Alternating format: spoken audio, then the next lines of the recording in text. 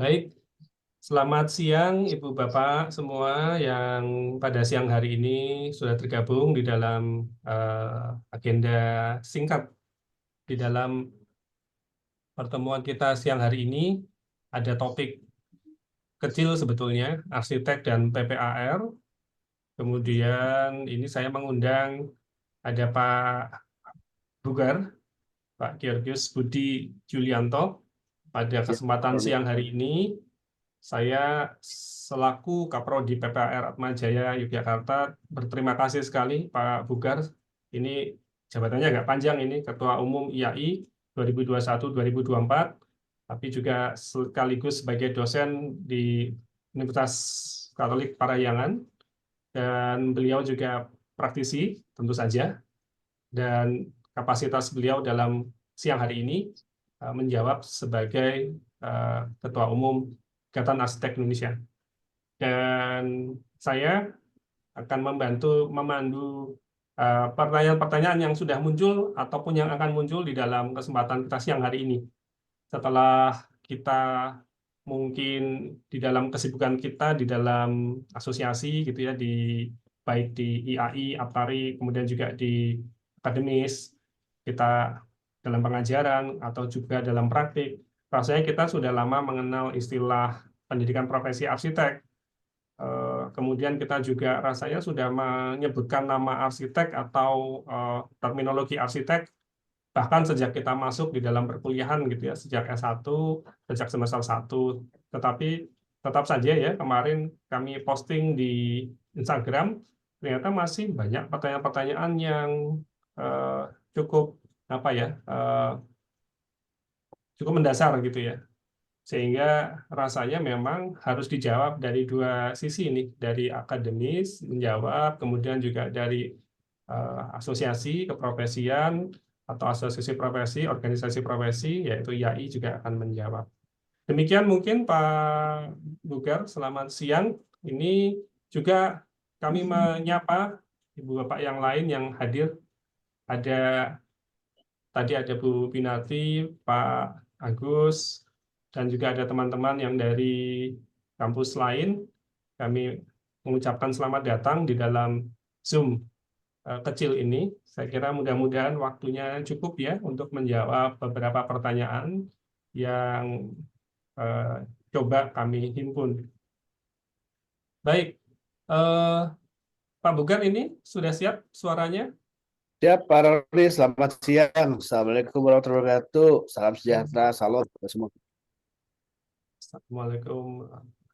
Pak Bugar, terima kasih. Ini kita mulai dari mana ya, Pak? Kalau kita ngobrol santai aja ini dan teman-teman supaya eh, yang sudah hadir di dalam kesempatan siang hari ini, saya lihat ini ada teman-teman yang sudah lulus setahun, 2 tahun, 3 tahun, mungkin beberapa tahun yang lalu, tetapi juga ada teman-teman yang akan lulus ini, Pak. Baru akan lulus mungkin beberapa bulan ke depan, mudah-mudahan di dalam proses tugas akhirnya lancar, sehingga nanti di kesempatan atau bulan-bulan ini, bulan-bulan depan sudah bisa yudisium dan ikut di dalam PPAR yang sedang akan kita laksanakan. Kalau tidak salah, PPAR di Unpar juga sudah akan jalan ya Pak, ini semester semester depan ya, di Parahyangan ya. Iya, Pak. Barengan kayak kita. Iya, ini ditakdirkan bersamaan ini. Terutama kemarin pada saat visitasi juga waktunya berdekatan. Terima kasih Pak Bugar. Ini ada saya himpun kurang lebih sekitar 20 sampai 30 pertanyaan yang sudah muncul, tapi mungkin nanti kita akan coba eh, menjawab sepotong-sepotong gitu ya. Mungkin ada 5 pertanyaan, kemudian kita berhenti dan sambil kita live ke teman-teman yang sudah hadir dalam kesempatan siang hari ini untuk memberi kesempatan yang hadir untuk juga bertanya. Sehingga nanti semua pertanyaan harapannya bisa ikut terjawab. Baik, saya ikut, Pak. Silakan. Siap. Baik. Jo, ini udah daftar pertanyaan. Silakan. Mungkin ada. Oh, ini pertanyaan-pertanyaan yang sifatnya ringan-ringan nih kelihatannya yang di awal-awal ini, sehingga bisa langsung saya jawab. Apakah angkatan 2020 yang akan wisuda di Agustus 2024 bisa mendaftar begitu ya? Jadi kalau jawabannya sudah langsung ya, tidak perlu menunggu wisuda. Jadi kalau belum dapat ijazah, silakan menggunakan surat keterangan lulus dan transkrip nilai. Jadi mudah-mudahan ini menjawab. Langsung Jo mungkin. Biaya 27 juta sekian, apakah sudah mencakup semua hingga lulus? Apakah ada biaya tambahan? Nah, ini biaya sudah termasuk pendaftaran keanggotaan IAI gitu ya, ada sertifikat kode etik profesi juga, ada biaya kuliah umum dan workshop reguler yang diadakan ya di PPAR, dan jika mahasiswa mengikuti sayembara nasional internasional dan mendapat nominasi justru juga bukan justru ya, juga mendapat apresiasi. Kemudian biaya juga mendapat potongan 2 juta rupiah untuk angkatan pertama PPAR Atma Jaya. Untuk informasi lengkapnya dapat diakses di link tersebut ya.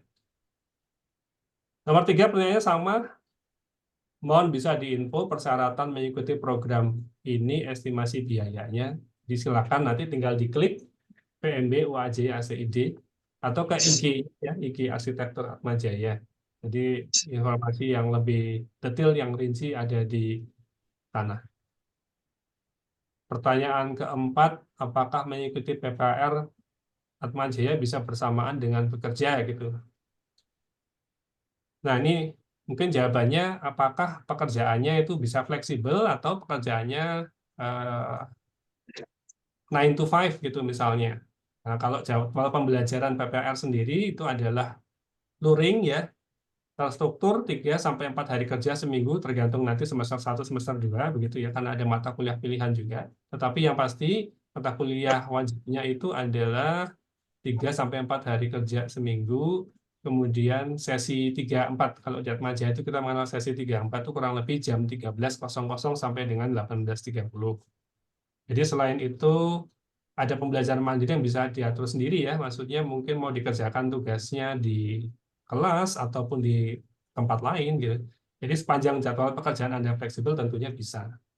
Jadi zaman seperti ini kelihatannya banyak pekerjaan-pekerjaan yang dikerjakan tidak terikat pada tempat tertentu. Kalau teman-teman punya posisi pekerjaan atau pekerjaan yang bisa fleksibel tentu bisa. Atau jika pekerjaannya 9 to 5 bisa minta izin mungkin kepada pimpinan gitu untuk mengikuti pendidikan profesi. Tidak lama ya, hanya dalam 1 semester itu tidak full 6 bulan tentunya. Ada yang efektifnya sekitar 4 sampai 5 bulan. Dan ini kita berhenti nanti ya di pertanyaan kelima, apakah atau bagaimana sistem pembelajaran gitu ya? Apakah sama seperti di S1 gitu ya? Karena kalau di S1 mungkin ada kuliah, kuliah mungkin banyak kuliahnya gitu dibanding dengan studionya. Nah, ini perbedaannya adalah kita akan banyak di studio gitu ya. Karena dari 36 SKS itu ya, separuhnya adalah studio, sehingga 18 SKS itu studio, kemudian 6 SKS mata kuliah pilihan, kemudian 12 SKS mata kuliah wajib, dan itu pun juga nanti sistemnya adalah workshop gitu ya. Sehingga nanti perbedaan utamanya adalah di metode yang satu lebih kuat dengan studio dan workshopnya gitu ya. Kemudian kedua, kasusnya, kasus-kasus yang diangkat atau yang dikerjakan itu akan menggunakan proyek nyata. Jadi proyeknya adalah proyek real. Saya kira mungkin eh, ini yang akan membedakan. Mungkin berhenti dulu di pertanyaan kelima ya, sehingga di dalam praktiknya pun yang berbeda dibanding dengan S1 tentu saja adalah kita punya kerjasama ataupun juga MOU dengan IAI, baik IAI nasional dan IAI provinsi, sehingga nanti keterlibatan dari arsitek terutama yang juga nanti terkait dengan program-program yang dicanangkan oleh IAI. Pak Bugar, dalam hal ini saya kira mungkin apa yang sudah dijalankan IAI nasional untuk APDC bisa juga bersinkronisasi dengan pembelajaran di PPR ya Pak. Siap, Pak Roni. Ya, eh, memang ini saya menimpali ya, Pak, sedikit Pak Roni ya. Ya, Jadi memang kami juga mempersiapkan APDC itu untuk eh, kesinambungan program, Pak. Karena barangkali ada yang di PPAR belum tersampaikan, itu juga bisa disampaikan di APDC. Jadi kami memiliki 208 modul, Pak, sehubungan dengan pembelajaran luring ya, itu terdiri dari 7 kategori, diantaranya tentang regulasi juga. Kalau memang teman-teman eh, berkenan untuk mengikuti, itu bisa di setiap hari Selasa, Rabu, Kamis, setiap 2 minggu sekali di jam 19 sampai dengan jam 21.30. Mudah-mudahan itu bisa jadi kerjasama juga yang bisa kita jalankan, Pak Roni. Baik, terima kasih Pak Bugar. Ini bersama kita mungkin ada teman-teman yang sudah ikut bergabung dan akan menarik kalau kita kemudian juga mengundang mereka untuk langsung berkomunikasi dan saya kira untuk mengenal lebih jauh, teman-teman mungkin sudah mengenal dosen-dosennya di kampus gitu, sudah mengenal apa itu program-program mata kuliah, tetapi kalau ada program-program yang ada di Ikatan Arsitek Indonesia ini saya kira kesempatan yang baik untuk menanyakan langsung kepada Pak Bugar dalam hal ini. Saya izin ini Pak, saya bacakan Alif Syarifuddin IAI, ini pertanyaan pertama. Izin bertanya Pak Bugar, ketika kita lulus PPAR, atau ini panjang nih, Ya, Pak Alif Syarifuddin, apakah berkenan untuk menyampaikan langsung? Silakan. Oh ya, izin Pak. Mbak. Izin Pak Bugar. Izin bertanya, ketika kita lulus program profesi PPAR, apakah secara otomatis mendapatkan gelar arsitek atau AR, atau harus melalui uji kom DAI terlebih dahulu? Kemudian yang keduanya, apakah bukti lulus PPAR tersebut berupa ijazah profesi arsitek atau sertifikat profesi arsitek? Kemudian pertanyaan ketiganya Pak, sertifikat apa atau gelar arsiteknya itu apakah berlaku seumur hidup sama halnya dengan gelar profesi insinyur ataukah harus diperbarui setiap STRA itu habis masa berlakunya? Dan apakah seseorang yang sudah memiliki STRA itu diwajibkan kembali untuk mengikuti PPAR, Pak? Mungkin itu, Pak. Baik. Ini saya izin menjawab atau Pak Roni dulu? Silakan Pak Bugar langsung ini, karena pertanyaan udah langsung 4 ini. Siap. Saya nanti tektokan dengan Pak Roni ya. Pak Alif, pertama, kalau untuk lulusan PPAR itu memang ada diskusi dengan Belmawa juga yang memang belum diputuskan ya, belum belum ada ketetapannya, yaitu gelarnya itu PR kalau tidak salah. Mohon dikoreksi Pak Roni ya. Tapi sebelum itu berlaku, sebetulnya penyelenggara PPAR itu masih menggunakan peraturan yang lama, di mana AR-nya disimpan di belakang gitu ya. Apa yang membedakan antara lulusan PPAR dengan gelar AR sesuai dengan aturan sebelumnya dengan pemegang STRA adalah kalau arsitek itu AR-nya di depan gitu ya. Jadi misalnya seperti sekarang AR Alif Syarifuddin gitu. Berarti dia arsitek dan sudah terregistrasi memiliki STRA. Itu kurang lebih eh, perbedaannya. Dan pertanyaan kedua, tentu jika seseorang yang sudah melalui proses pendidikan di PPAR, nanti itu tetap harus mengikuti uji kompetensi dari DAI gitu ya. Eh, dan itu didahului oleh program magang. Jadi istilahnya, jadi skemanya itu setelah lulus S1 selama 4 tahun, kemudian mengambil PPR setahun, kemudian magang 2 tahun. Nah, kalau misalnya setelah lulus tempat bekerja, itu satu tahunnya dihitung sebagai magang juga, direkognisi gitu ya. Sehingga kewajiban magangnya tinggal setahun. Nah, cuman memang magang ini berbeda dengan pemahaman kita dulu. Kalau dulu kan magang itu sambil kuliah ya. Kalau ini magang setelah lulus PPAR harusnya. Tapi karena memang PPAR di seluruh Indonesia ini masih sangat sedikit, baru 12 dari 178 ya Pak Roni ya, itu salah ya, anggota Ya, betul APTARI ya. Pak. Itu artinya kita juga masih harus tarik ulur. Oleh karena itu, 1 tahun setelah lulus S1, misalnya Bapak bekerja 2 tahun, 3 tahun, ya kita akan rekognisi sebagai magang selama setahun. Nah, bedanya adalah ketika kerja praktek waktu kuliah itu kan ya mencoba untuk apprentice ya. Kalau sekarang itu magang ini bekerja seperti biasa, namun harus dicatat dalam bentuk logbook yang dibimbing oleh mentor gitu ya. Siapa mentornya? Mentornya adalah arsitek. Jadi semua semua arsitek yang ada di daftarnya DAI, di daftar IAI yang ber-STRA itu seharusnya wajib untuk menjadi mentor ya, minimal satu kali dalam masa eh, perputaran masa STRA-nya selama 5 tahun itu. Nah kemudian untuk lulus PPAR tersebut, seingat saya itu produknya adalah sertifikat ya, sertifikat profesi arsitek. Jadi bukan ijazah, karena kalau ijazah itu strata seperti S1, S2, S3 itu ada ijazahnya. Tapi kalau program profesi, ingat saya itu merupakan sertifikat ya. Kemudian kalau gelar AR yang diberikan oleh DAI, gelar arsitek itu sebetulnya melekat dengan nomor anggotanya, Pak. Jadi selama tidak keluar dari keanggotaan IAI atau selama tidak ada masalah dengan STRA-nya, DAI menyatakan tidak ada masalah, ya tetap gelar itu ada. Hanya mungkin pertanyaannya apakah STRA itu berlaku seumur hidup, itu yang masih dalam perdebatan, Pak ya. Karena kami dari IAI berpikiran bahwa seharusnya kalau STRA itu tinggal dipastikan saja selama 5 tahun itu telah mengikuti mengikuti PKB ya. Tapi kalau misalnya sudah ada, ya tidak perlu diperpanjang harusnya. Tapi ini masih perdebatan dengan IAI sih, belum diputuskan. Kemudian yang terakhir dengan PPI, rasanya ada sedikit perbedaan ya. Yang saya tahu PPI itu mengadakan RPL di mana itu ada kuliah selama 1 tahun kalau tidak salah ya. Dan istilahnya itu program pendidikan insinyur ya, kalau tidak salah Pak Roni ya.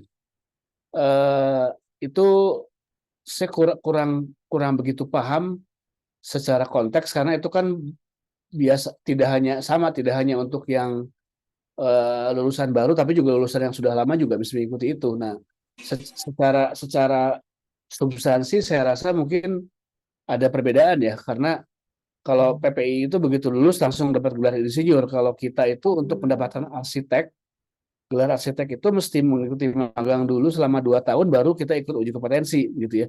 Jadi secara substansi berbeda. Mungkin itu dari saya, Pak Roni. Mudah-mudahan menjawab. Silakan kalau ada yang kurang. Ya, izin updating untuk Ya. gelar. Pertama nanti lulusan akan mendapat sertifikat profesi. Sertifikat profesi ini kemudian gelarnya PARS, jadi profesi arsitektur, dan izin juga melaporkan proses di Belmawa.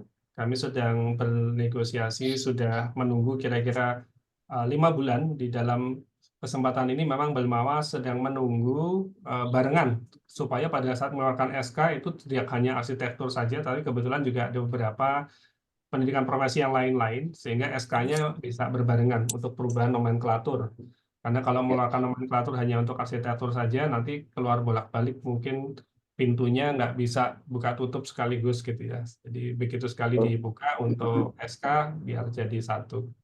Jadi untuk gelar seperti itu. Kemudian untuk kalau kita lihat di layar itu ada ARG Budi Yulianto IAIAA, itu AR-nya adalah titel yang setelah nanti Bapak Ibu teman-teman mendapatkan STRA, di mana STRA itu adalah posisi kita sebagai arsitek gitu ya, atau profesi kita sebagai arsitek tercapai setelah lewat uji kompetensi. Nah, ini kalau seumur hidup atau tidak, tentu saja sepanjang kita masih menjadi arsitek ya Pak Bugar ya. Ya. Betul. Ini ada pertanyaan tentang EPARM sebetulnya ini Pak. Ini EPARM ada pertanyaan yang di bawah-bawah sih sebetulnya. Cuman EPARM sendiri izin juga menyampaikan bahwa EPARM akan selesai di 2025 ya, keputusan sementara. Betul ya Pak Bugar ya? Ini saya ikut Pak Ketum. Apakah UPRM-nya akan diperpanjang? Kita akan melihat kondisi Pak Roni. Maksudnya jika memang proporsi PPR yang buka dengan jumlah lulusan masih belum berimbang, ya saya rasa juga ini harus dipertimbangkan diperpanjang ya. Tapi sementara kita sepakat di tahun 2025 dulu gitu ya. Baik. Ada pertanyaannya adalah apakah kalau sudah mendapat SRA harus ikut PPAR? Nah, ini sebetulnya kan begini, PPAR ini kan proses bagi Bapak Ibu dan teman-teman yang sudah menempuh S1, memenuhi pendidikan untuk menuju ke pendidikan lengkapnya adalah 5 tahun gitu ya. Tetapi kalau sudah mendapat SRA tentu saja tidak perlu melalui proses itu. Nah, nanti Ya, mungkin ada pertanyaan, apakah SRA harus lewat PPAR? Nah, itu nanti kita jawab selanjutnya nih.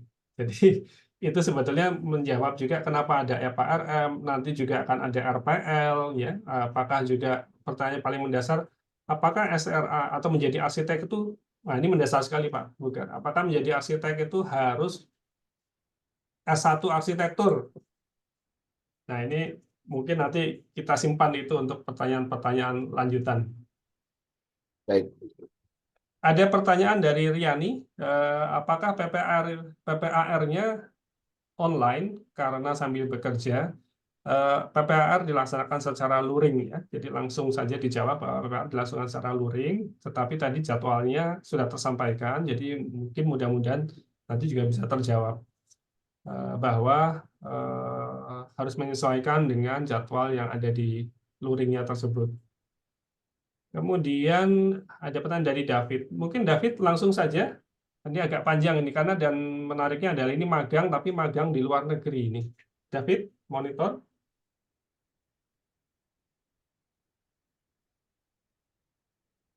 Wah, ini Davidnya sedang di studio. Ya, Iya, saya bacakan. Selamat siang, Pak. Izin bertanya, apakah setelah menempuh pendidikan 5 tahun di Indonesia, magangnya 2 tahun, tapi bukan di Indonesia? Apakah termasuk dalam hitungan magang 4.000 jam? Pak Bugar, silakan, Pak. Ini pertanyaan ya, ke IPI. ya. Terima kasih Pak Rodi. Pemahaman saya sebetulnya selama ada mentor dan mengisi logbook dimanapun itu bisa direkognisi sebagai magang ya Pak Roni ya. Karena magang itu sendiri memang idealnya eh, melewati proses dari dari mulai project itu dimulai dari inisial sampai dengan handover. Tapi kan memang tidak semuanya punya momentum yang pas ya. Jadi teman-teman juga sebetulnya bisa berpindah. Misalnya ketika 1.000 jam pertama masuk itu pas di tengah-tengah ya sudah selesaikan dulu itu gitu. Siapa tahu nanti dapat turn lagi di depan yang memulai dari inisial ya dari prelim, skematik dan seterusnya. Nah, kalau untuk teman-teman yang memang eh, bekerja di luar negeri misalnya ya, selama itu memang konsultannya memang betul-betul bironya biro arsitek dan mereka pun juga terregister di negaranya sebagai arsitek, ya nanti tinggal berkontak dengan eh, pengurus nasional ya karena memang kalau urusan luar negeri ini hubungannya dengan Badan HI nanti di-attentionkan ke Badan Pendidikan untuk dicarikan uh, mentor yang capable. Barangkali bahkan kalau di Singapura misalnya ada teman-teman kita juga yang kerja di sana. Ada sekitar 300 orang arsitek Indonesia yang bekerja di Singapura dan diantaranya 3/4-nya itu sudah ber-STRA. Mereka sudah bisa menjadi mentor di sana juga sebetulnya untuk pekerjaan itu. Demikian Pak Roni. Terima kasih Pak Bugar. Tentu saja untuk magang ini sendiri pertanyaan mungkin bisa panjang juga. Nanti Bapak Ibu teman-teman juga bisa mengakses di YouTube IAI. Di situ ada penjelasan tentang magang. Nanti Pak Dana menjelaskan cukup panjang juga di sana.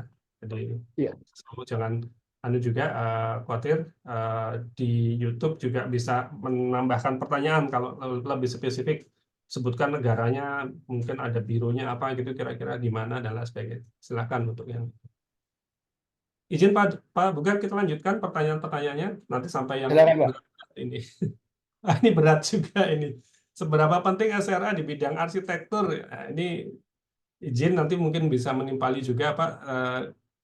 Arsitektur ini tidak semua harus menjadi arsitek ya, tentu saja ya. Ini kaitan dengan jabatan kerja nantinya. Nah, profesi lain seperti developer, kemudian dosen, perancang kota, supplier, manajer, BIM gitu ya, macam-macam yang ada di bidang arsitektur gitu ya. Ini sayangnya kita mungkin belum punya peta yang besar, yang luar biasa bahwa arsitektur itu bisa masuk di bidang profesi mana saja gitu ya. Tetapi yang kita fokus pada hari ini adalah surat tanda registrasi arsitek atau STRA gitu ya. Nah, STRA itu sendiri adalah syarat dan bukti tertulis orang dapat berpraktik sebagai arsitek gitu ya. Nah, arsitek dan praktiknya sendiri diatur di dalam undang-undang dan juga peraturan pemerintah. Jadi tentu saja kalau itu teman-teman kita berpraktik dan mengaku sebagai arsitek tanpa memiliki STRA, itu adalah perbuatan yang melawan hukum dan ilegal. Ini kalau saya pakai pinjam bahasanya Pak Yuda ini, Pak Bugar. Iya. Eh, jadi seberapa penting ya pada saat kita berpraktik sebagai arsitek itu tentang STRA. Sehingga untuk membedakan apa itu arsitektur dan SRA nanti ini juga akan panjang karena jawabannya mungkin juga karena loh kalau gitu saya boleh dong ini berpraktik kalau tidak harus jadi arsitek boleh dong praktik. Boleh. Nah, bolehnya seperti apa nanti Pak Bugar kayaknya sudah punya materi yang terkait itu juga ya Pak. Ya. Pertanyaan 7, 8 apa Jo? Boleh ditampilkan mungkin? Oke, ini langsung terjawab saja. Sebetulnya karena keterbatasan kuota, apakah lulusan S1 Arsitektur dan Atmajaya dapat mendaftar? Kita masih punya kuota terbatas, sehingga mungkin angkatan pertama memprioritaskan lulusan S1 yang Atmajaya, sehingga nanti angkatan selanjutnya kita akan siapkan slotnya. Nomor 8. Angkatan pertama PPR UNJ terbuka untuk lulusan, sebentar, angkatan 2018 masih bisa mendaftarkah gitu ya. Tentu saja kalau Anda angkatan 2018 lulus di 2000 berapa? 2022 atau 2023 tentu saja dapat mendaftar ya. Tapi untuk lulusan ini lulusan atau angkatan ya, ini saya mengasumsikan masih angkatan ya. Tapi kalau yang ditanya adalah apakah lulusan di tahun 2018 masih bisa mendaftar? Nah, sebetulnya lulusan sebelum tahun 2019 ada kesempatan untuk diakomodasi di EPA-RM. Nah, apa itu EPA-RM? EPA-RM bisa kami nggak menjelaskan secara detail ya. Jadi ini program ekivalensi pendidikan arsitektur dan rekonstruksi magang. Silakan nanti mengakses ke YouTube-nya IAI. Di dalam YouTube IAI nanti masukkan saja EPA-RM sehingga akan kelihatan apa namanya penjelasan lebih lengkapnya tentang EPA-RM. Lanjut. Ini mending ambil PPAR atau S2. Apa keuntungannya S2 dengan PPAR atau PPAR dengan S2? Kurikulum PPAR ini dirancang untuk muatan keprofesian arsitek, kemudian profil lulusannya spesifik pada kompetensi seorang arsitek. Sebetulnya. Jadi kalau S2 sendiri di Indonesia itu sangat bervariasi ya. Profil lulusannya beragam, jadi tergantung Anda sedang S2 di mana gitu. Jadi ada yang menyasar ke kompetensi peneliti, kompetensi dosen, kompetensi entrepreneur gitu ya. Sehingga pilihan kompetensi akan menentukan pilihan jalur pendidikan gitu ya. Jadi kalau misalnya Anda mau ngambil S2, ya S2-nya S2 di mana gitu ya. Nah, cek di kurikulumnya, karena cek juga di profil lulusannya, sehingga kalau Anda memang akan maksudnya mungkin ya, Pak ini saya mau jadi arsitek gitu ya, tetapi apakah ngambilnya PPR atau S2 gitu. Nah, kalau pertanyaannya adalah itu, maka kita coba harus melihat apakah kurikulum S2-nya adalah kurikulum yang berbasis pada kompetensi arsitek gitu ya. Dan apakah juga berhak melanjutkan magang serta uji kompetensi arsitek. Nah, mungkin cek daftar penyelenggara S2 arsitektur yang direkognisi untuk menuju profil kompetensi arsitek ini yang dikeluarkan oleh asosiasi dan organisasi profesi di Indonesia, yaitu APTARI, IAI, dan DAI. Pak Bugar, kembali ke Pak Bugar dulu, Pak. Ini STRA seberapa penting, Pak, sebetulnya ini? Dan memangnya kita ini harus jadi arsitek semua, Pak, kalau masuk S1 arsitektur gitu? Enggak. Ya Pak Roni, terima kasih. Sebetulnya disinilah menurut saya kekayaan ilmu arsitektur ya. Jadi teman-teman yang memang tidak secara spesifik ingin menjadi arsitek praktik begitu ya, ya tidak perlu mengambil STRA Pak, teman-teman. Karena jenjang jabatan kerjanya pun cukup luas gitu ya. Kan kalau kita berbicara jenjang jabatan kerja itu dari level 6, 7, 8, 9 itu yang menjadi arsitek itu hanya level 89 gitu ya, yang ber-STRA. Dan STRA itu sendiri sebetulnya amanat undang-undang. Jadi kami juga harus menyampaikan bahwa ini bukan keinginan IAI maupun DAI, tapi memang amanat undang-undang demi kesetaraan arsitek di dunia gitu ya. Karena di dunia ini Indonesia termasuknya salah satu yang paling cepat eh, meluluskan seseorang menjadi arsitek gitu ya. Sebagai contoh di Inggris, misalnya di Amerika itu 7 sampai 8 tahun dia baru bisa ikut ujian ya setelah lulus part 3 gitu ya. Nah, eh, tentu sama seperti seorang lulusan dari sarjana kedokteran, begitu lulus itu kan menjadi escape ya. Untuk menjadi dokter tuh dia harus tetap ikut koas dan pendidikan profesi. Demikian pula dengan notaris dan eh, ini lawyer ya. Seseorang yang lulus dari sekolah hukum dia tidak bisa mengklaim sebagai lawyer kalau memang dia belum mengikuti pendidikannya begitu ya. Jadi memang ini merupakan bukti otentik bahwa seseorang diakui oleh negara sebagai arsitek. Dan karena itu juga arsitek itu saat ini sudah menjadi profesi teregulasi, artinya semua produk dari rancangan seorang arsitek itu berkonsekuensi hukum. Oleh karena itu STRA ini menjadi bukti seseorang eh, telah kompeten dan berhak untuk menyandang gelar arsitek begitu. Sangat banyak sebetulnya. Mungkin nanti Pak Roni juga bisa bisa menyampaikan bahwa eh, bekerja di developer, di kontraktor, di perbankan, di kementerian, dimanapun itu tidak perlu STRA kalau tidak berpraktek sebagai arsitek gitu ya. Ada perbedaan antara profesi dengan okupasi begitu ya dan vokasi. Jadi memang seseorang yang memang ingin menjadi perancang dan memiliki project liability itulah seorang arsitek yang dibuktikan oleh kepemilikan STRA. Demikian Pak Roni. Baik, terima kasih Pak Bugar. Ini saya coba sederhanakan di dalam skema yang kelihatannya apa namanya, ternyata susah juga ya mensederhanakan karena saking bisa terserapnya arsitektur di banyak posisi begitu. Tapi secara sederhana adalah dipahami bahwa kita sudah punya jabatan kerja yang sudah secara legal formal gitu ya.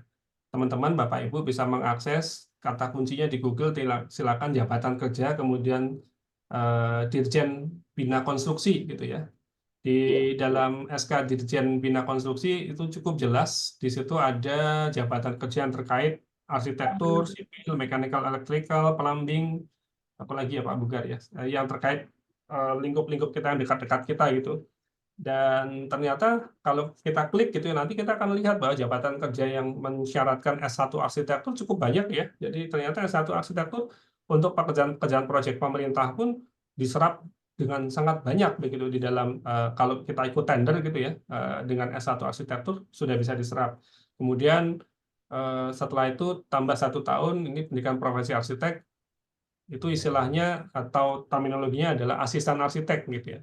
Jadi setelah 5 tahun kita mendapat sertifikat profesi, kita itu sudah menyandang jabatan kerja asisten arsitek. Lalu setelah magang ya, jadi ada persyaratan magang 4.000 jam itu kita berproses menjadi arsitek madya dan jika nanti portofolio juga bertambah arsitek utama. Apa yang disebut jabatan kerja ini adalah posisi-posisi yang memang biasanya kalau dalam proyek pemerintah pada saat tender itu ya persyaratannya memang harus dipenuhi.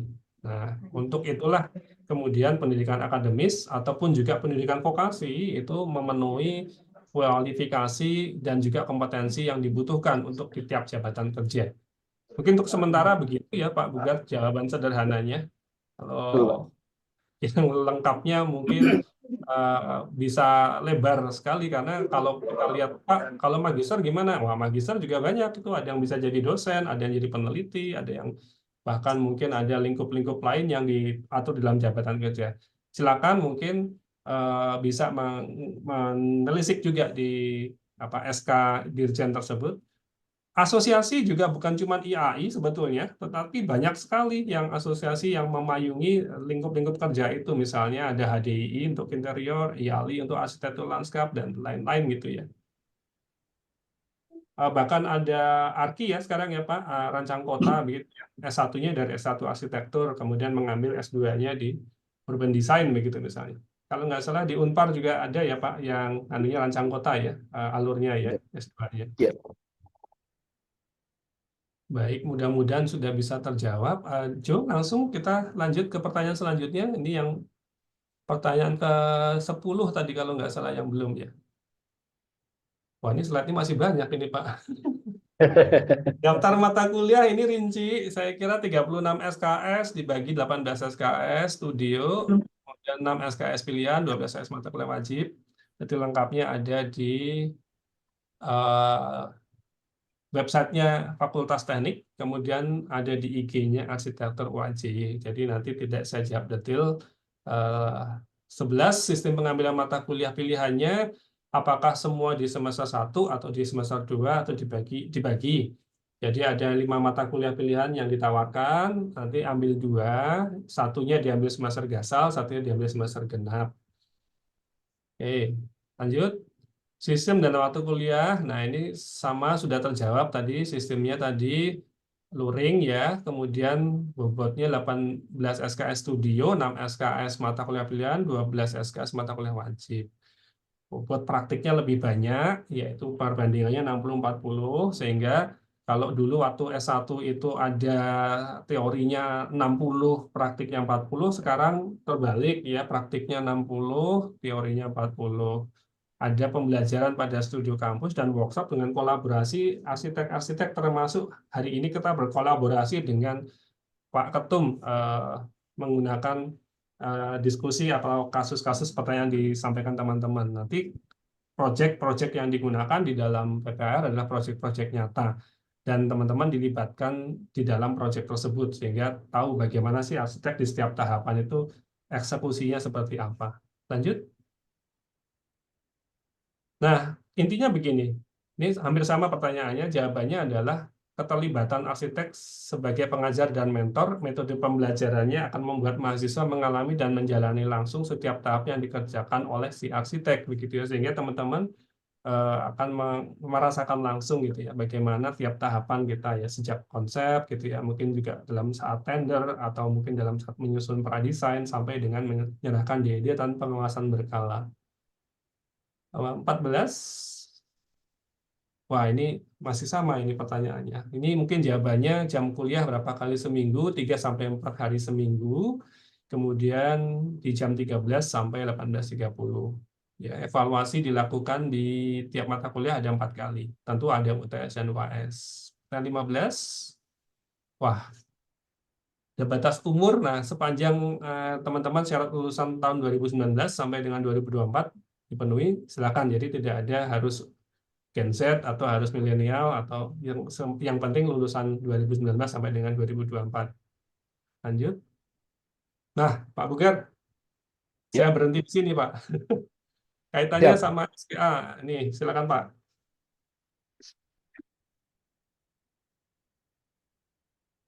Ini apakah dibacakan pertanyaannya atau bagaimana, Pak? Jadi pertanyaannya adalah apa kaitannya PPAR ini nanti dengan SKA gitu ya. Kemudian Pak Bugar, apakah ada materi yang akan disampaikan mungkin sampai di sini Boleh, atau ada. kalau boleh sedikit saya sampaikan ya, Pak. Oh, ini kalau nggak salah pertanyaan selanjutnya juga Bapak juga ini 17, 18, 19. Oh, kalau ini gampang ya, portofolio tidak harus real project ya. Portofolio itu Anda sejak S1, sayembara, kerja praktik itu juga portofolio. 18. Tingkatan sertifikasi itu kalau nggak salah ada arsitek muda, madya gitu ya. Nah, kalau ngambil program ini kita jadi yang mana nih? Ini 19, Jo. Kalau semisal nggak lulus, nah ini kalau tidak lulus di mata kuliah tertentu ya ada mengulang biaya SKS dan ada biaya SPP tetap ya. Jadi nanti eh, ada rinciannya di PMB wajib SED. Jadi kalau tidak lulus mata kuliah tertentu ya nanti ini apa? Ulang di mata kuliah tertentu itu saja. Adakah beasiswa? Jadi ya beasiswanya dalam bentuk potongan registrasi, reward bagi mahasiswa yang mendapat nominasi, kemudian mahasiswa PPR berpeluang dilibatkan praktik dengan mitra dengan apresiasi. Lanjut. Nah, ini kayaknya juga Pak Bugar. Jadi tadi kaitannya dengan SKA dan apa beda PPR dengan PPI. Pak Bugar Ya, silakan ya, Pak, kalau ya. akan ada yang di-share. Saya izin share ya, Pak ya. Semoga Silakan Bapak. menjawab beberapa pertanyaan yang kemarin sudah dirangkum ya. Saya izin share, Baik, Pak. Ini masih belum bisa, Pak. bisa Pak, silakan. Oh, sorry, Oh, sorry. Ya,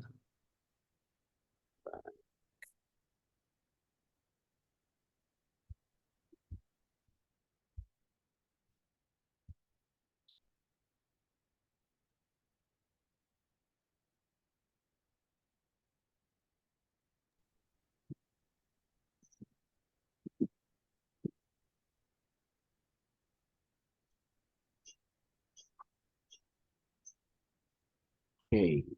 Sudah, Pak.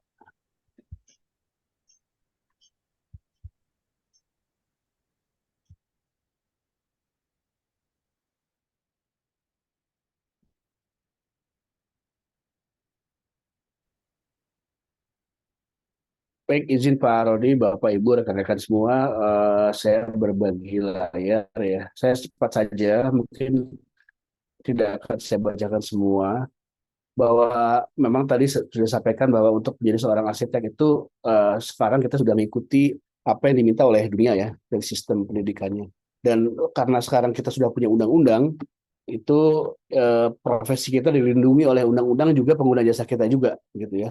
Namun nanti pada prakteknya tuh karena kita bekerja sebagai arsitek dan bekerja di sebuah perusahaan itu akan berbeda, maka akan ada dua undang-undang yang selama ini masih tetap harus kita hormati kedua-duanya gitu ya. Nah, tentu dalam membuka praktek profesi arsitek itu yang pasti ada tiga hal. Pertama etika, Undang-Undang 6 dan PP nomor 15 itu panduan kita dalam bekerja. Namun juga di situ ada hubungan dengan pendidikan tinggi, ketenagakerjaan, jakon dan seterusnya. Ini hubungannya dengan apa? Dengan produk rancangan arsitektur dan praktek profesinya begitu ya. Eh, karena arsitek terlibat dari mulai charter scope sampai dengan handover, maka memang keterlibatan kita ini dari awal sampai akhir begitu ya. Oleh karena itu keterlibatan dalam lingkup pekerjaan sebetulnya bisa kita bagi-bagi di sini ya. Jadi untuk kalau negara itu menyusun yang namanya SKKNI ya atau Standar Kompetensi Kerja Nasional Indonesia. Itu levelnya dari 2 sampai 9. 2 sampai 5 itu bersifat vokasional, 6 6 itu lulusan S1, 7 itu lulusan PPAR dan 8 9 itu STRA itu sekarang ya. Nah, bagaimana dengan lulusan S1 gitu ya. S1 itu dia akan kalau dia mengikuti Undang-Undang 2 PP nomor 14 maka nanti dia akan bisa memperoleh SKK level 6. Ini SKK ini hubungannya dengan apa? Dengan remunerasi nanti di belakang saya ceritakan. Sejauh mana nanti kita bisa mendapatkan uh, imbal jasa atas pekerjaan kita begitu ya. Nah, untuk level 6 dan 7 itu justru uh, sangat luas ya lingkup pekerjaannya. Bisa kerja di biro arsitek, bisa di konsultan, bisa di kontraktor, dosen, developer, pemangku kebijakan, perbankan, dan lain-lainnya. Nah, tapi kalau untuk perancang, ini mau nggak mau memang harus mengambil jalur profesional. Kalau tadi kan jalur non profesional ya. Nah, nanti setelah kita dapat STRA, kita bisa mengajukan lisensi. Pertanyaannya, apakah setiap arsitek memerlukan lisensi? Tentu kembali kepada jenis praktek yang akan kita jalani. Kalau kita akan membuka praktek sendiri, lisensi itu perlu. Kalau kita bekerja dalam sebuah biro, nanti mungkin dari beberapa orang saja nanti yang memerlukan lisensi itu. Nah, kemudian eh, kalau tadi sampai dengan magang 4.000 jam sudah tahu ya. Nah sekarang eh, apa yang bisa diperoleh, apa yang akan dijalani pada saat uji kompetensi. Sebetulnya di uji kompetensi itu mengujikan kembali apa yang sudah dipelajari selama magang gitu ya dan selama PPAR. Itu yang mengadakannya adalah Dewan Arsitek Indonesia. Ketika sudah lulus, maka kita berhak untuk memperoleh STRA dan memperoleh gelar arsitek gitu ya. Setelah itu lanjutannya adalah lisensi. Tadi saya sampaikan bahwa lisensi ini merupakan eh, eh, ranahnya pemerintah provinsi Jadi syarat untuk memperoleh lisensi itu adalah STRA, gitu ya. Setelah eh, memiliki lisensi, nanti kita juga bisa mengajukan untuk masuk ke ASEAN Arsitek, apa ASEAN Arsitek, nanti saya sampaikan di belakang, termasuk kan. Nah, ini kurang lebih itu namanya asisten pemula arsitek. Lulusan PPAR, asisten arsitek, arsitek penuh itu ada di jenjang 89. Sebetulnya seharusnya arsitek itu tidak berjenjang ya, karena arsitek ya satu arsitek. Yang menjadi jenjang itu nanti di lisensinya. Namun selama ini karena memang di proyek-proyek pemerintah di bawah Undang-Undang 6, di bawah Undang-Undang 2 itu masih ada jenjang jabatan kerja, maka DAI masih memisahkan antara arsitek media dan utama itu dari skala proyek dan pengalaman yang pernah dilaksanakan. Kemudian saya mungkin sedikit melihat ya, kalau teman-teman lihat eh, Verstappen ini juara juara dunia ya, hat trick gitu ya. Dia tapi kalau jalan di jalanan umum ya dia tetap harus punya SIM gitu ya, karena itu yang membuktikan bahwa dia berhak untuk menjadi pengendara meskipun dia sudah punya super license, tapi itu untuk di track gitu ya. Nah, pilihan untuk membuka praktek pun itu menjadi pilihan kita sendiri. Kalau kita sebetulnya seorang arsitek itu akan memiliki hidup yang lebih baik jika dia memang mengelola pekerjaannya sendiri. Tapi selama kita bekerja dengan orang lain, apakah itu di biro ataupun itu kita di konsultan, yang berhubung yang berlaku tuh hukumnya adalah supply dan demand ya. Artinya memang kita bekerja dan kita akan dibayar begitu ya. Jadi teman-teman itu kenapa diarahkan untuk magang itu untuk menemukan eh, passionnya. Apakah kita memang punya entrepreneurship untuk membuka kerjaan sendiri atau memang bekerja di biro, berkarir di biro, itu akan menjadi dua hal yang berbeda begitu ya. Eh, saya teruskan.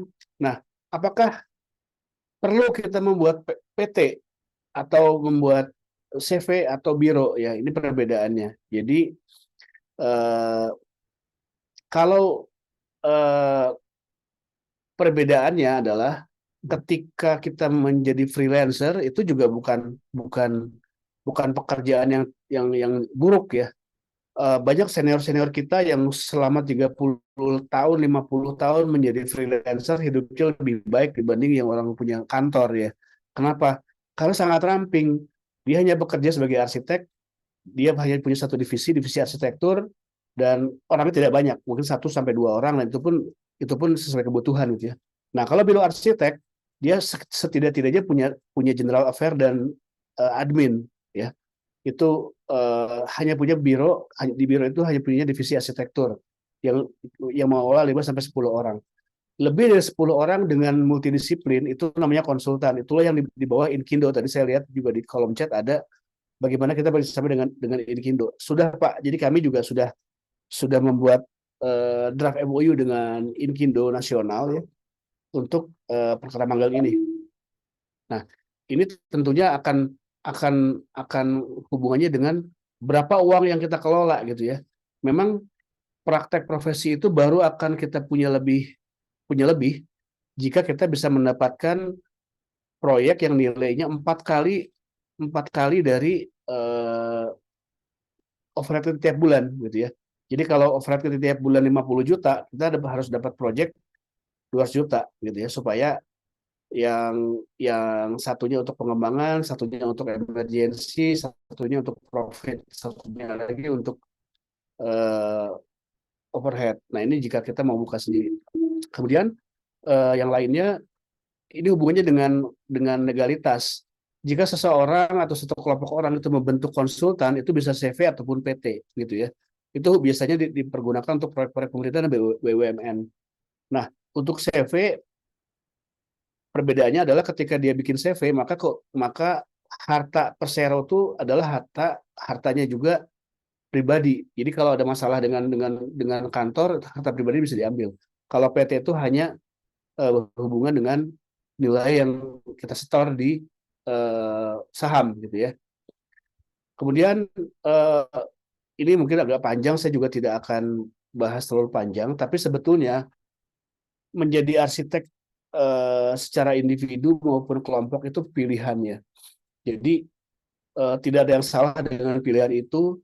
Kalau kita emang akan buka praktek sendiri, ya memang itu yang disarankan. Karena apa? Karena rasio arsitek kita masih sangat jauh dari ideal. Jadi kalau kita bandingkan dengan China saja, China itu 1:400, India 1:15.000, kita masih 1:54.000 antara penduduk dengan arsitek. Artinya untuk membuka usaha sendiri pun masih terbuka cukup banyak begitu ya.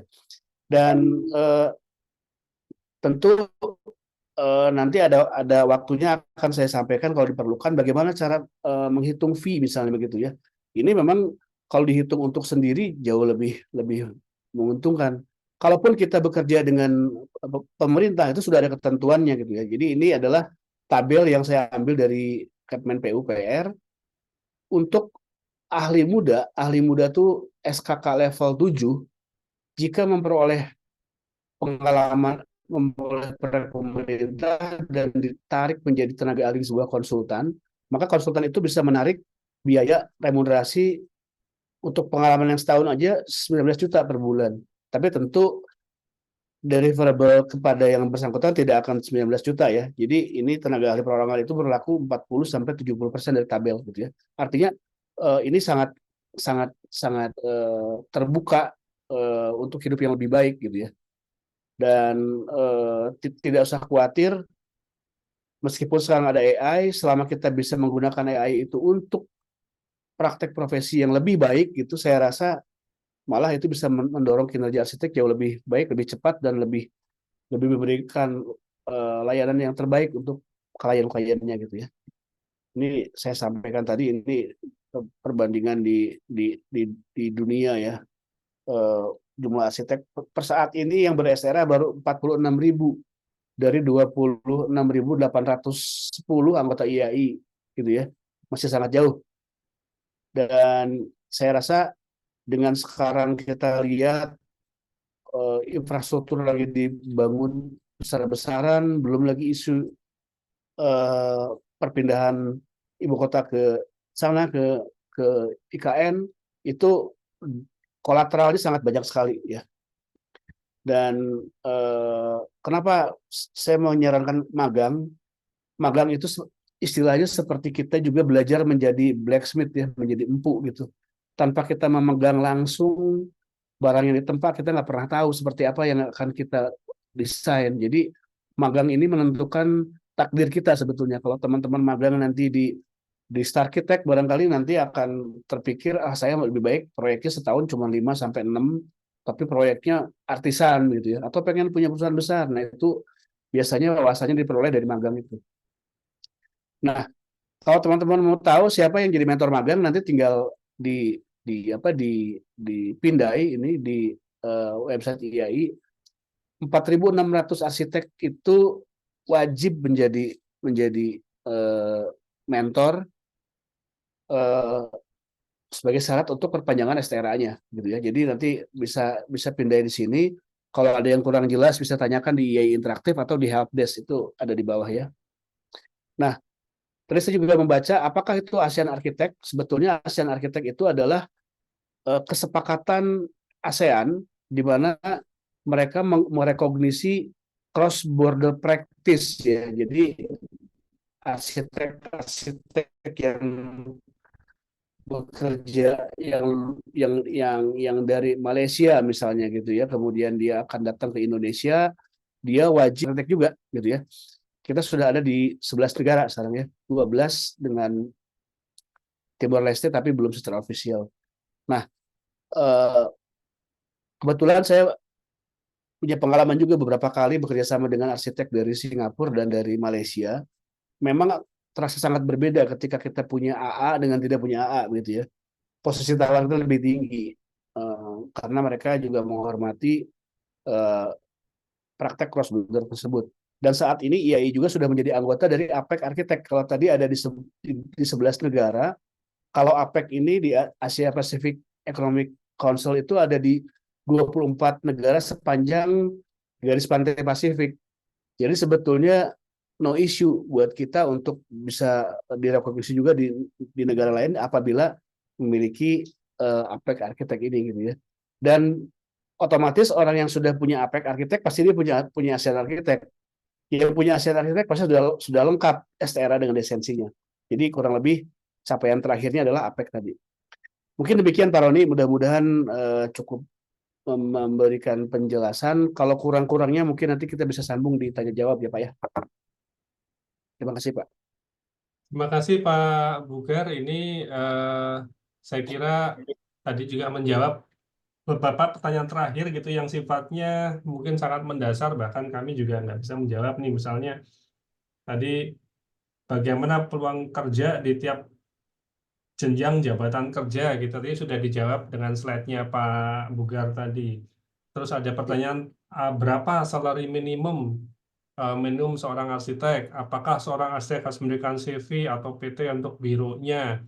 Menjadi arsitek sepertinya prosesnya panjang, ini penerimaannya sepadan nggak dengan proses panjang itu gitu ya. Kemudian apa itu ASEAN arsitek dan apakah untuk menjadi arsitek harus melalui PPAR ini? Nah, untuk pertanyaan-pertanyaan ini memang pertanyaannya tadi sudah dijawab Pak Bugar, tetapi justru sebetulnya memang berproses di PPAR nantinya adalah kita juga mengerti apakah kita harus punya biro nggak sih gitu, apakah jadi arsitek itu bisa perorangan atau tidak. Tadi Pak Bugar sudah sekilas memperlihatkan gitu, ada banyak skema gitu ya menjadi arsitek, ternyata nggak harus bikin biro atau tidak harus punya PT dan lain sebagainya, mungkin bisa berpraktik perorangan gitu ya. Apakah kemudian kalau kita sudah berpraktik lintas border, tentu saja kita punya posisi tawar yang lebih tinggi kalau kita menjadi ASEAN arsitek gitu ya.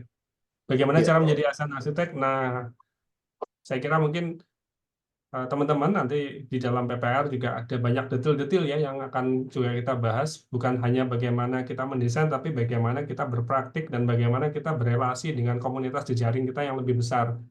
Nah, betul. hari ini kita sepertinya mungkin hanya fokus di proyek-proyek kita yang di Indonesia, karena saking besarnya mungkin ya Pak Bugar ya. Ya, Tapi saking besarnya kalau nggak kita openi gitu ya, yang ngerjakan nanti ASEAN, arsitek-arsitek dari ASEAN, bahkan juga arsitek-arsitek dari luar yang masuk ke dalam negeri kita. Kalau betul. tidak salah Pak Rane sering sekali menyampaikan keprihatinannya kalau ini banyak sekali ya praktik-praktiknya. Berarti jumlah arsitek di kita masih masih kurang ya Pak di Masih Indonesia. masih jauh Pak, masih sangat jauh. Idealnya tuh kita sama seperti India 1 banding 15.000. Kita masih masih kurang 35.000 ini ya Pak untuk perbandingannya. Untuk mencapai 1 banding 15.000 itu masih masih harus nombok tuh. Jadi teman-teman tidak usah khawatir, lapangan kerjanya masih banyak. Nah, lalu terkait dengan salary sendiri Pak, ini kan tadi kan sudah dijelaskan gitu ya. Mungkin yang ditanyakan ke teman-teman juga, kalau salary di pekerjaan pemerintah kan cukup jelas gitu ya, karena sudah ada standar Ya, gitu. Bagaimana dengan ya, pekerjaan-pekerjaan swasta ini Pak? Karena ternyata ada juga banyak praktik-praktik ya istilahnya salary itu tidak cukup jelas gitu kalau di swasta. ya, Bagaimana pendapat Pak Bugar? ya. Memang itu kembali kepada kebijakan masing-masing yang mendeploy Pak ya, yang memperkerjakan gitu ya. Tapi sebagai sebagai acuan sebetulnya ketika seseorang itu lulus S1 polosan, tentu posisi tawarnya kurang begitu bagus ya Pak ya. Pertama ketika dia akan dilibatkan dalam proyek-proyek yang berskala nasional ataupun proyek pemerintah begitu. Eh, Lulusan S1 saja tuh mungkin kalau boleh dibilang rata-rata masih UMR plus lah gitu ya. Tapi ketika sudah memiliki SKK, baik level 6, 7 gitu ya, itu posisi tawar sudah berubah juga gitu ya. Tapi rata-rata saya rasa range-nya itu antara untuk lulusan S1 itu antara UMR sampai dengan 10 juta itu ya. Itu kurang lebih ya.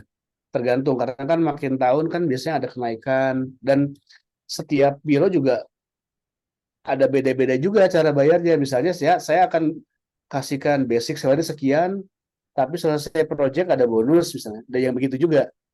Ada juga yang memang ketika project itu selesai dan melampaui target, mencapai target, maka ada proporsinya gitu. Nah, itu tentu sangat berbeda-beda.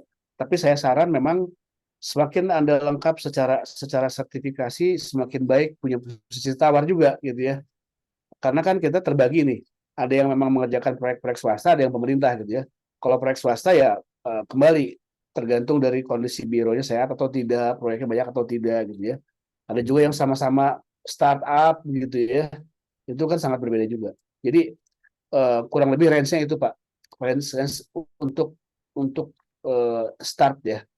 Tapi selanjutnya tentu ada kembali kepada masing-masing yang mempekerjakan gitu. Saya kira karena jumlah arsitek tadi, kita menghitung sekarang anggota IAI itu dengan tidak semua anggota IAI juga sudah bersertifikat ya Pak, sudah ber-SRA ya. Betul. Eh, Jumlah SRA kita juga belum mencapai angka yang kita bayangkan gitu ya. Targetkan. Ya, 7.000 pun juga belum ya Pak, sehingga belum. rasanya ini juga peluang yang luar biasa gitu. Saya kira mungkin karena saking banyaknya sudah diserap di tempat lain, sehingga untuk menjadi arsitek itu malah terus, oh ya saya udah diserap di tempat lain, sehingga Ya, ini pertanyaan banyak jadi kejadian, muncul Pak. gitu. Kalau saya terus menjadi arsitek, ini seberapa worth it ini, sepadan nggak gitu ya? Kalau saya Ya, nambahin lagi dengan magang. Ini pengalaman ya, Pak Bugar, ini kan generasi kita nih Pak. Apakah ya, generasi Z ini sepadan nggak? Kalau di generasi kita masih sepadan, lalu bagaimana dengan milenial, bagaimana dengan Z ini? ya, ya, ya. Memang menurut hemat saya, Pak Roni, eh, semua semakin kesini semakin terkotak-kotak ya, semakin spesialis begitu ya. Dan itu sudah ada eh, apa pasarnya masing-masing gitu ya. Nah, kalau kita memang terus bekerja maupun di biro besar begitu ya, yang pasti karir naik terus. Tapi karir kita tidak mungkin jadi owner kan, tetap jadi pegawai meskipun jadi direktur utama gitu ya. Jadi CEO tapi bukan menjadi owner. Nah, eh, kalau memang ingin memperoleh hidup yang lebih baik, saya rasa ya mesti berani untuk mengambil keputusan untuk bekerja sendiri begitu. Karena bayangkan satu proyek rumah tinggal itu nggak mungkin di bawah 50 juta, Pak, untuk perancangan. Kalau misalnya kita merancang 50 juta aja dikerjakan sebulan, overhead kita 20%, 30%, masih ada sisa 35 juta gitu ya. Sebulan kayaknya masih bisa nyicil mobil tuh Pak, sama rumah. Harusnya ya. Ya memang yang terpenting itu justru kita tahu mengenali potensi diri kita dulu. Kita cocoknya jadi apa gitu. Barangkali memang eh, kita lebih lebih cocok jadi apa di BIM misalnya begitu ya. Itu kan tidak perlu STRA, tapi ya tetap yang memiliki liability terhadap proyek kan arsitek begitu ya. Jadi memang manfaat terbesarnya harusnya arsitek yang memiliki dibanding eh, yang non arsitek gitu ya. Untuk lingkup pekerjaan arsitektural kurang lebih itu dan eh, ya itu kalau kita tetap bekerja di biro ya kita akan terus digaji gitu ya. Ya justru yang harus kita kembangkan itu bagaimana membranding diri supaya kita dikenal orang lebih baik sehingga kita memiliki klien sendiri gitu. Seperti itu Pak Roni.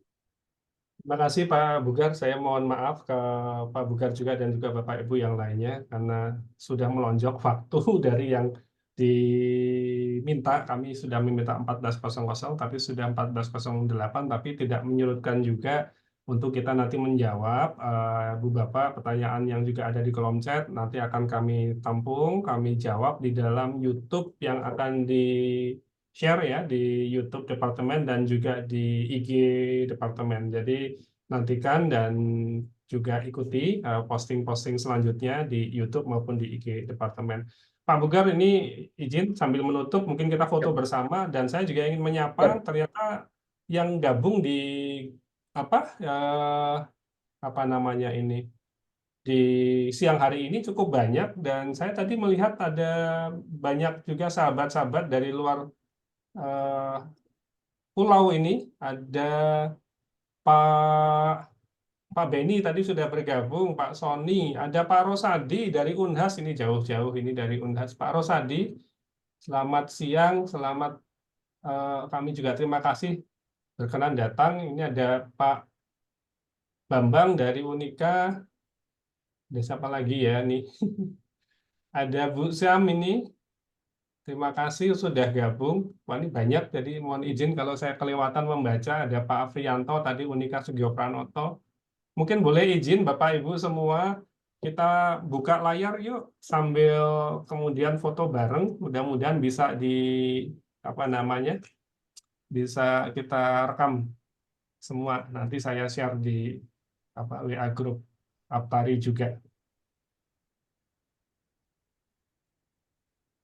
Bisa ditutup dulu ininya, Jo, layarnya, kemudian kita foto bareng.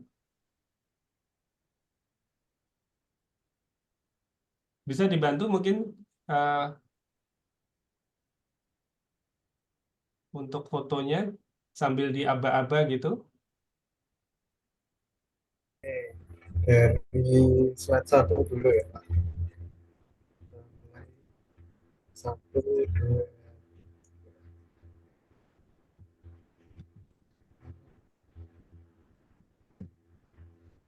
slide 2. Ada tiga layar sepertinya ini. Halo Pak Rosadi, apa kabar Makassar? Baik, Mas. Aman, aman. Halo Pak. Waduh, ketemu lagi baru tadi. Ketemu lagi Pak Bugar. Gimana? Iya, siap. Lancar Pak PPR Pak ya? Mantap.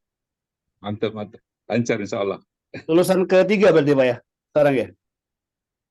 Agustus nanti rencana yang kedua, angkatan kedua. Siap. Mantap, mantap Pak. Ikut senang dengernya Pak. Makasih Pak Bugar. Sudah semua? Jo? Sudah Pak. Baik, ini yang ada mengirimkan di kolom chat pertanyaan-pertanyaan kami tampung, kami akan jawab. Pak Bugar, kami terima kasih sekali ini atas nama Prodi, atas nama Departemen. Ini juga ada Pak Agus, Bu Bin, Pak Susilo, Pak Sony, Pak Beni yang juga ikut bergabung. Terima kasih semua ini sudah bisa ikut kesempatan siang hari ini. Mudah-mudahan semua diberikan kesehatan, kelancaran di dalam setiap kegiatan dan apa yang akan kita laksanakan di waktu-waktu mendatang. Pak Bugar, sampai ketemu lagi. Terima kasih Bapak Ibu semua. Selamat Terima siang. kasih Pak Roni, Bapak Ibu semua. Sehat selalu. Rekan-rekan.